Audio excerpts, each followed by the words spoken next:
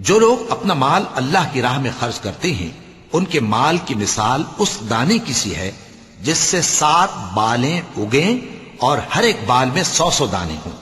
اور اللہ جس کے اجر کو چاہتا ہے اور زیادہ کرتا ہے، اور اللہ کشائش والا ہے، سب کچھ جاننے والا ہے۔ جو لوگ اپنا مال اللہ کے راستے میں صرف کرتے ہیں پھر اس کے بعد نہ اس خرچ کا کسی پر احسان رکھتے ہیں اور نہ کسی کو تکلیف دیتے ہیں، ان کا صلہ ان کے پروردگار کے پاس تیار ہے، اور قیامت کے روز نہ ان کو کچھ خوف ہوگا اور نہ وہ غمگین ہوں گے۔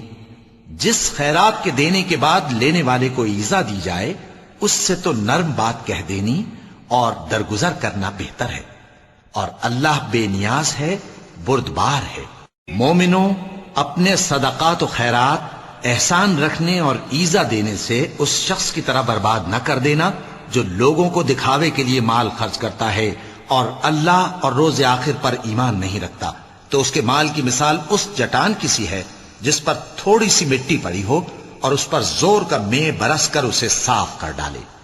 اسی طرح یہ ریاکار لوگ اپنے اعمال کا کچھ بھی صلہ حاصل نہیں کر سکیں گے، اور اللہ ایسے ناشکروں کو ہدایت نہیں دیا کرتا۔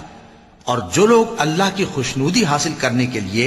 اور خلوص نیت سے اپنا مال خرچ کرتے ہیں ان کی مثال ایک باغ کی سی ہے جو اونچی جگہ پر واقع ہو، جب اس پر زور کا مے پڑے تو دگنا پھل لائے، پھر اگر مے نہ بھی پڑے تو خیر پھوار ہی صحیح، اور اللہ تمہارے کاموں کو دیکھ رہا ہے۔